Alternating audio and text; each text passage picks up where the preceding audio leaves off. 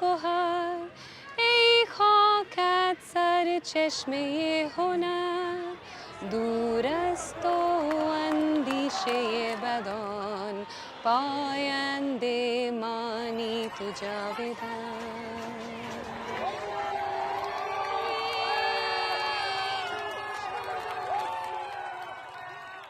Iran is once again on the edge. Mass protests, economic collapse, and a population that says it has nothing left to lose.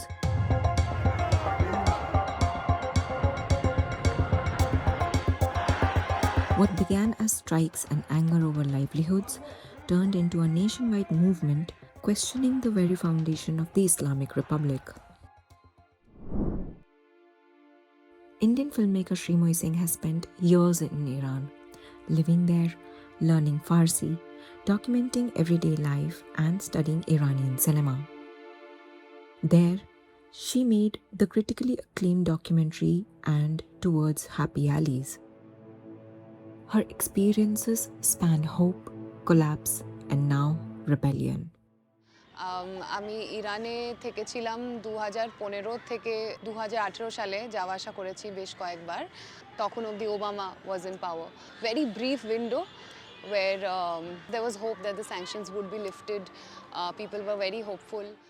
That hope didn't last. 2017 when I was back and all the trips that I did after that, there was a very swift, steep crashing down of the Toman. So much so that I would often feel like আমি কোনো খরচাই করিনি and people were very obviously that had to say a lot about how bad how much in a bad shape the economy was. Iranians overnight felt that their money has no value. The collapse of Iran's economy turned daily life into a battle for survival. Travel, online payments, even planning a future suddenly became impossible.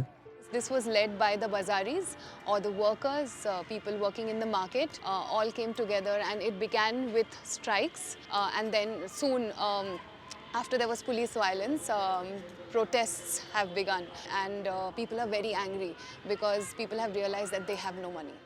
Despite claims by the regime, the protests were not initiated by outside forces. But history shows that this unrest is not new. The revolution resulted in the overthrow of the Pahlavi dynasty in 1979 and led to an establishment of an Islamic Republic. A spontaneous mass demonstration erupted in June 2009 against the officially declared victory of Mahmoud Ahmadinejad in the presidential elections. Unrest and protests were witnessed in several cities in Iran against the government associated with the death in police custody of Mahsa Amini, who was arrested for allegedly flouting mandatory hijab law. Every few years or so, Iran has erupted in protests. তুমি যদি 2009 মানে green মুভমেন্টের কথা বলো তখন protests were in a huge scale. In fact, আমি যখন ছিলাম তখনও the price of gas had increased. 2018, 2017 there were protests again protests by workers. You know, there were economic protests. The people over there really care about prosperity, care about being able to lead a decent lifestyle, where independent lifestyle, free lifestyle, and they care about their inclusion in the world.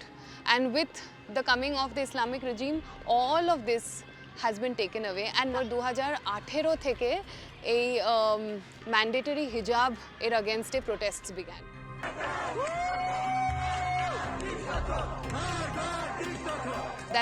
That really stayed back with me কারণ I think 2018 beginning of 2018 or end of 2017 the protests against mandatory hijab began where you would often I think you've seen images where women were just climbing atop what used to be telephone booths by any structure which has to be climbed up in the middle of busy streets and they would just raise their scarf and they would just stand there.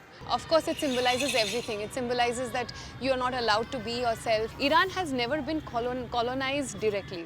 একটা direct colony কখনো ছিল না, কিন্তু the moment you step in Iran, and this is something that I found very strange, because you would just see that সব জায়গায় একটা Iranian flag না, but every square has like hundreds of Iranian flags, you know, and there's police in uniforms almost, you know, situated in every, like a lot of corners in the street, and the way they look at you, or the, you know, you'd often feel like these guys are outsiders and they are constantly keeping a watch.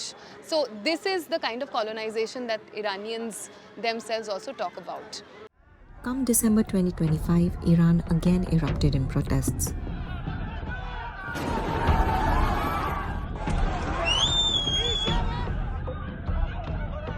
The internet was shut down. Police arrested demonstrators in thousands. It's been fifth day, কোনো খবরই পাচ্ছি না আমরা, একটা proper shutdown হয়েছে ইন্টারনেটের। In fact a lot of protesters were denied hospital treatment. So এখন so this news is just coming up, and আরো অনেক বাজে খবরই আসবে, I think. More than 3,000 have been reportedly killed in the protests in Iran so far. So regime change is not easy, because these guys have been there for a while. They are very well prepared for all of this. They know what they're doing. The regime doesn't need a reason to execute people. So ওদের violence এর কোনো সীমা নেই। Change, if it comes, may come at a devastating cost. But the people of Iran desperately wait. So at this point, they want anybody and anything to come. Reza Pahlavi ফ্যামিলির অনেক well-wishers আছে ইরানে।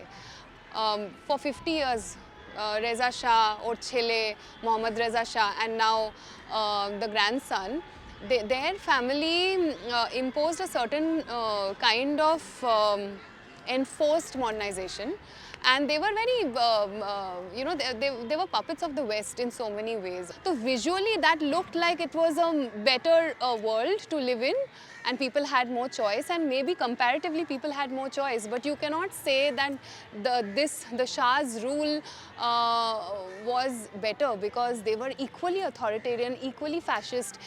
There was a lot of violence, that any dissent, any kind of dissent was met with a lot of violence, okay?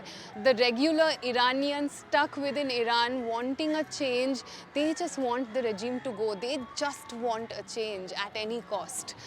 For many inside Iran, ideology has been replaced by urgency. People want free internet, you know, things like this. So Iranians have these demands. So and of course they don't want violence, and they want freedom. So, and they want prosperity. People, they want a representative from inside to come and take charge. কিন্তু ওরকম কেউ নেই। The reformists are very weak. So, you know, there's nobody inside. The only visible person is Reza Pahlavi, who has all the support of a lot of Iranian diaspora actually, you know, support him. They actually believe that he's at least somebody. Sreemoyee believes that no outsider party can help the situation because it is hard for them to understand the problems of Iranians. I don't think Trump can ever help, right? Or Israel or Netanyahu has any good interest of any country in West Asia, let alone Iran. Even as no help seems to reach the country, Iranians who love their homeland do not cease the effort to fight for a free and prosperous Iran. আমরা জানি যে 2009 সালে পানাহি, মোহাম্মদ রাসুলভ, এদের দুজনকে arrest করা হয়েছিল। They've been and come in and out of prison. যাদের অ্যাক্টিভিজমের জন্য they are constantly in and out of prison, and they are serving prison sentences for like let's say 30 years, 35 years এরকম। তো বাট আমি নাসরিনের সাথেও কথা বলেছি। Nasrin is also, she is visible in my film, আর Panahi is also a part of my film. এরা দুজনই আমাকে বারবার, আমি জিজ্ঞেস করেছিলাম what about stepping out, you know, and they keep talking about how it's not even an option, because they want to live in Iran, because it's their country, it's the culture that they grew up in, and it's not an option to leave. So, and hence you keep pushing and fighting against regimes like this all your life. Iran's protests are not sudden. They are the result of decades of pressure, resistance, and survival. And for many Iranians today, the question is no longer if change will come, if and when it does, at what cost.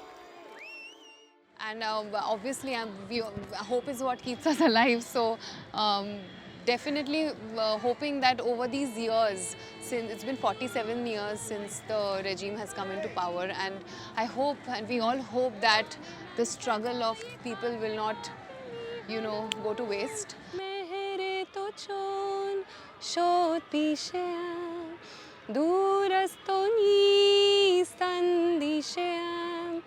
در راه تو که ارزشی دارد این جان ما پاینده باد خاک ایران ما